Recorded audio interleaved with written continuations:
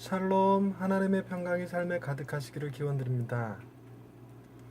영국의 선교사 조지 뮬러는 고아원 사역을 통해 10,000명이 넘는 고아들을 돌봤던 사람이었습니다.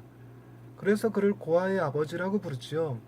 하지만 조지 뮬러는 고아의 아버지라는 이름보다는 기도의 사람이라는 이름으로 더 유명했습니다. 조지 뮬러의 뒤에는 항상 5만 번 이상의 기도 응답을 받은 사람이라는 설명이 따라붙지요.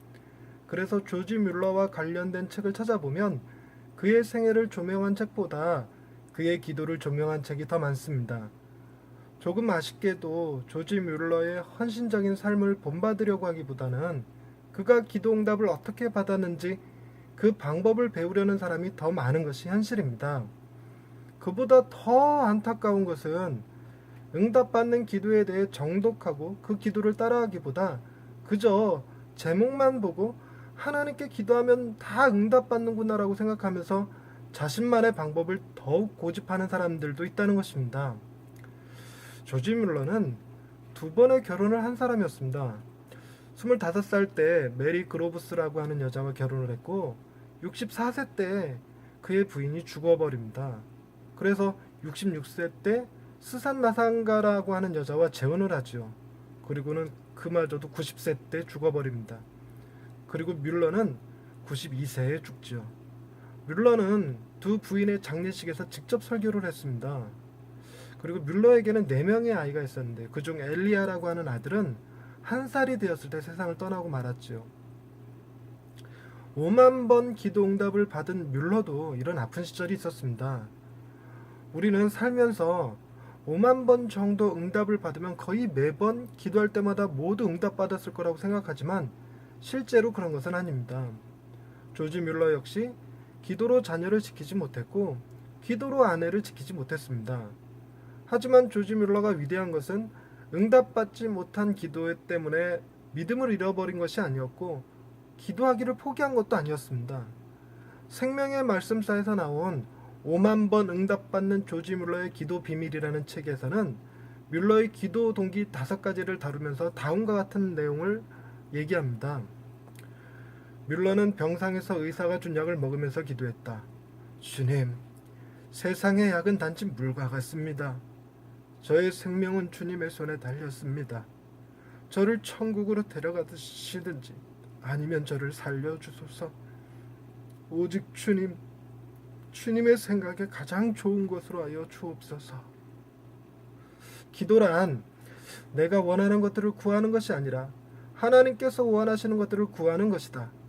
하나님의 뜻을 알고 그 뜻을 이루어 드리기 위한 기도는 살아있는 진정한 기도이며 하나님 앞에서 가장 가치 있는 기도이다.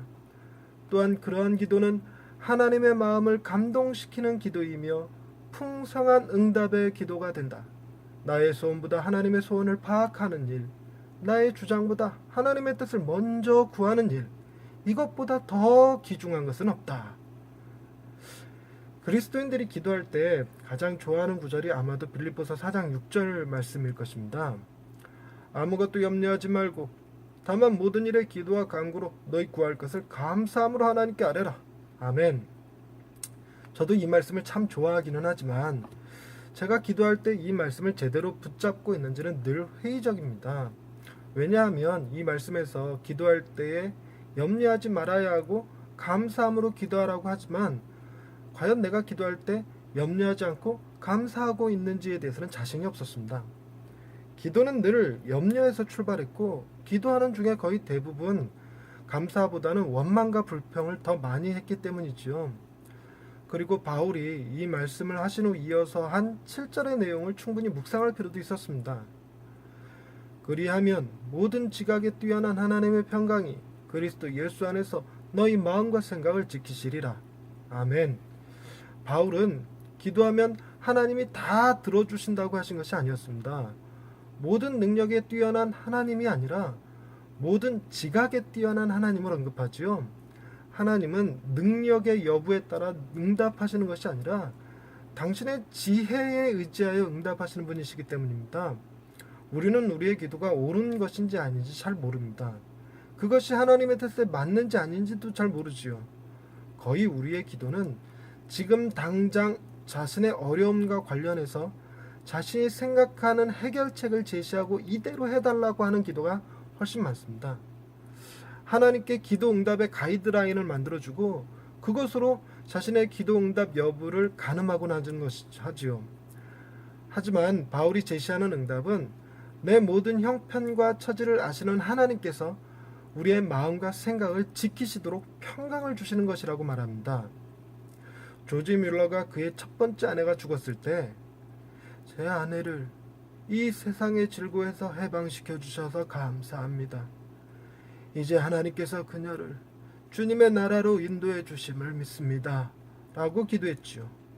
그가 자신의 아내를 살려주시길 기도할 때 그의 기도대로 응답되지 않았다고 하더라도 그의 마음과 생각에서 하나님의 평강이 사라지지 않았음을 보여주는 기도입니다.